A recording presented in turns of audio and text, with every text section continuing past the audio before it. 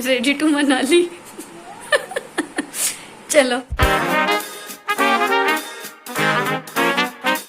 Friends, summer vacations 2022 के लिए या हर समर वेकेशन के लिए जो मेरी प्लान्स रहते हैं वो ये सब हैं, जिनमें नंबर 1 पे रहता है डीप क्लीनिंग ऑफ हाउस। ये दिवाली पे इतनी नहीं होती जितनी इस टाइम हो जाती है, मुद्दा वही है समय का।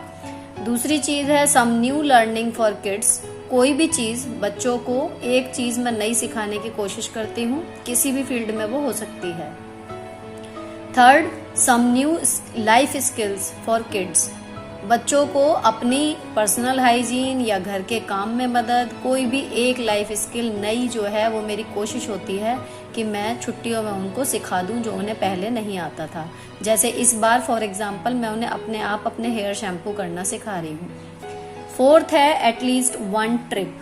कहीं पर भी जाएं, दूर पास, मतलब 2 या 3 दिन के लिए या 1 रात के लिए ही सही, लेकिन छुट्टियों में एक छोटी या बड़ी ट्रिप जरूर हम लोग प्लान करते हैं ताकि समर वेकेशन सा लगे। फिलहाल कोरोना की वजह से भी 2 बार से कैंसिल हो रहा है, तो इस बार हमारा पूरा प्लान है। और फिफ्थ है meeting all near and dears. कुछ लोग हमारे यहाँ आ जाते हैं रहने के लिए, कुछ लोगों के यहाँ हम चले जाते हैं। कुछ लोगों से डे बाय डे, मतलब एक दिन के लिए, कुछ घंटों के लिए मिलने चले जाते हैं, लेकिन कोशिश यही रहती है कि जितने भी अपने आसपास के नाते रिश्तेदार हैं, दोस्त हैं, पास के लोग हैं जो करीब हैं, हमारे लिए वैल्यूएबल हैं, उनसे हम लोग इस दौरान मिल लें, क्योंकि पूरे साल जॉब की वजह से टाइम कम होता है। इसके अलावा सम DIYs।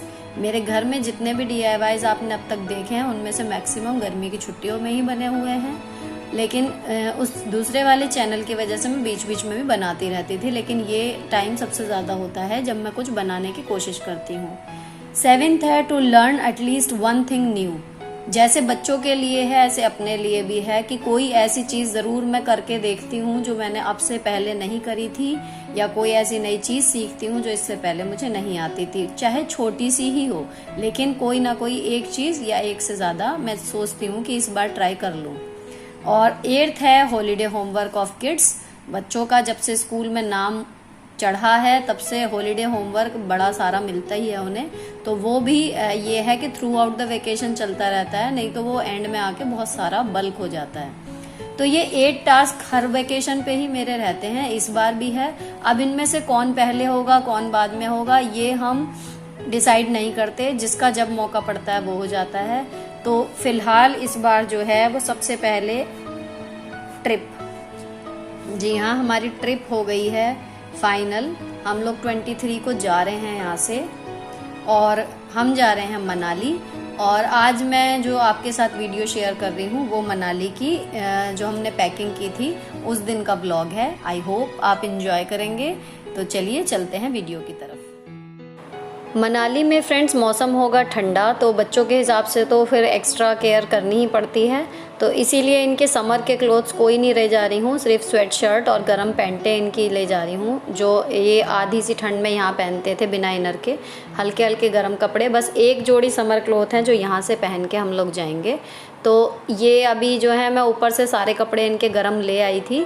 फ़िलहाल ये स्वेट शर्ट और पैंट की मैचिंग बना के मुझे दिखा रही हैं कि ताकि जो है वो डे वाइज मैं इन्हें अरेंज कर सकूँ। Ready to Manali. चलो, आज ना नाश्ते के बाद सीधे पैकिंग में ही लग गए थे, क्योंकि इनको नहीं हो रहा था उतनी देर का वेट कि अभी हमारे पहले कपड़े पैक करो, और आंधी की वजह से आज सफाई का काम भी बहुत ज़्यादा था। तो मैंने बस मंदिर साफ़ करके पूजा तो कर ली थी, बाकी सफाई मैं ये अभी करूँगी। तो इनकी पहले पैकिंग के लिए कपड़े डिसाइड हो जाएँ, और मैंने इनसे वादा लिया है कि डस्टिंग में ये मेरी हेल्प करेंगी।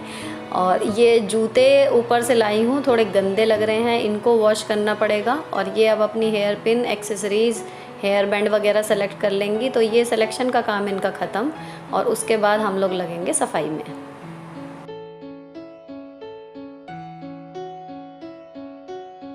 तुम बांट के कमरा डस्टिंग वस्टिंग कर लो, मैं झाड़ू पोछा करती हूँ, ठीक है।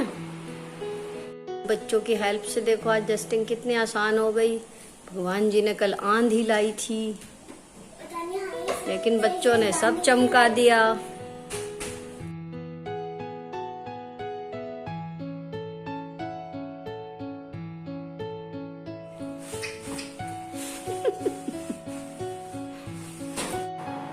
सफाई के बाद लंच वगैरह कर लिया था हम लोगों ने और उसके बाद अब बैग उतरवा लिया है क्योंकि बच्चों के डैडी आ गए थे। तो अब ये 4 दिन की 4 पन्नियाँ बड़ी बड़ी ले ली हैं।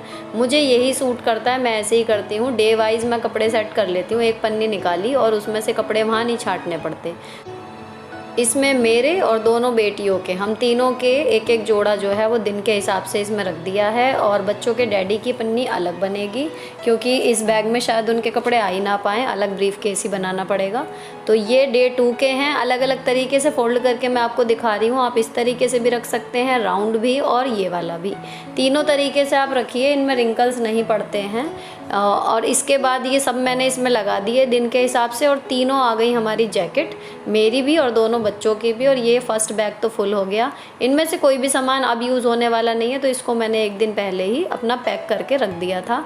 तो अब पहली ट्रिप है लगभग ऐसी कि मुझे स्कूल नहीं जाना है, तो एक दिन पहले कर दिया, नहीं तो ये सब काम सेम डे ही होता है। अब जो कपड़े आयरन करने के लिए रह गए हैं बेसिकली वो बच्चों के डैडी के ही हैं, वो मैं करूँगी। और एक कुर्ता सेट मेरा है, वो करा जाएगा। ये मेरी फ़िलिप्स की स्टीम आयरन है। इसके लिए फ्रेंड्स मैं आपसे एक टिप शेयर करना चाहूँगी कि जब आप इसमें पानी भरें तो आरओ वाला पानी भरिए, जो फ़िल्टर वाला पानी रहता है। तो आपकी जो इसकी सुई आपको कैल्क क्लीन वगैरह करना पड़ता है ना, वो कभी नहीं करनी पड़ेगी। मतलब ये 4 साल हो गए इसको, कभी भी मुझे इसको अभी भी निकाल के देखूँगी तो ये बिल्कुल साफ़ निकलेगी। इसमें कैल्शियम सा वो जो जम जाता है ना, पानी की जो अशुद्धियाँ रहती हैं वो जम जाती हैं, उसको टाइम टू टाइम क्लीन करना पड़ता है ताकि प्रेस अच्छे से परफॉर्म करे। अगर आप इसमें फ़िल्टर का पानी भरेंगे तो ऐसा कुछ ज़रूरत ही नहीं पड़ेगी।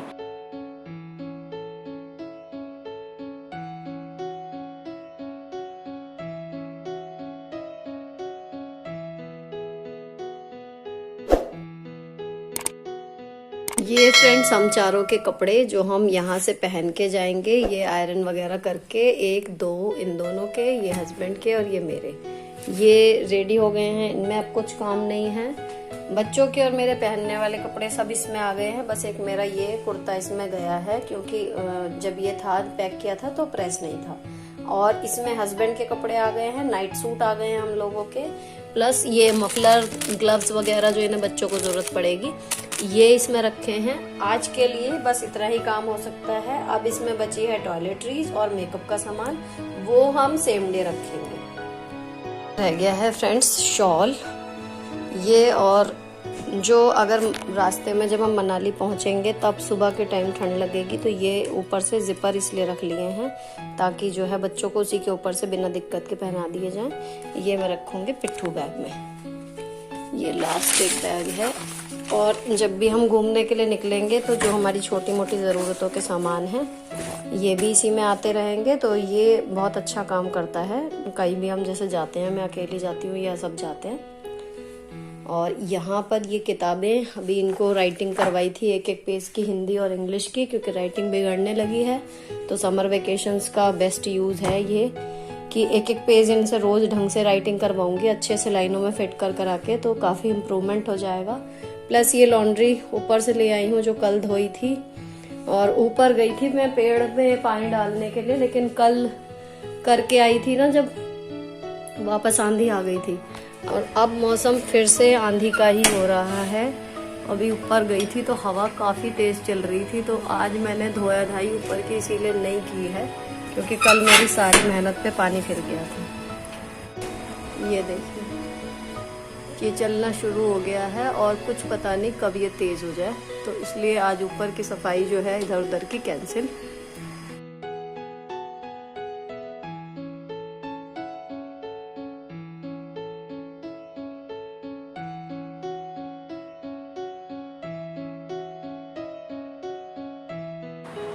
ये सामान रखने के बाद जो सेम डे अब पैकिंग होनी है बस वो रह जाएगी। 1 डे बिफोर वाली सब कुछ हो गई है। अब मैं फटाफट अपना जो है बेडरूम क्लीन कर रही हूँ।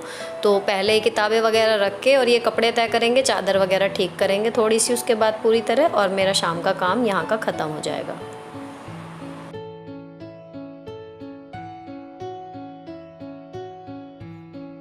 यहाँ तक आते आते फ्रेंड्स शाम हो गई है, बच्चे भी वापस आने वाले होंगे अब ट्यूशन से, तो ये कपड़े वगैरह संभल जाएं, उसके बाद बस मैं सीधे डिनर बनाने के लिए जाऊंगी।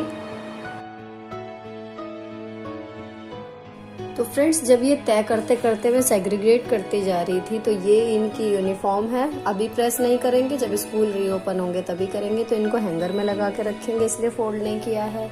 और ये इनके नाइट सूट हो गए, ये अंडरवियर हस्बैंड के, ये इनके टॉप, ये स्कर्ट्स, ये फ्रॉकें, और ये बॉटम वियर हैं, पैंट और निक्कर या प्लाजो वगैरह।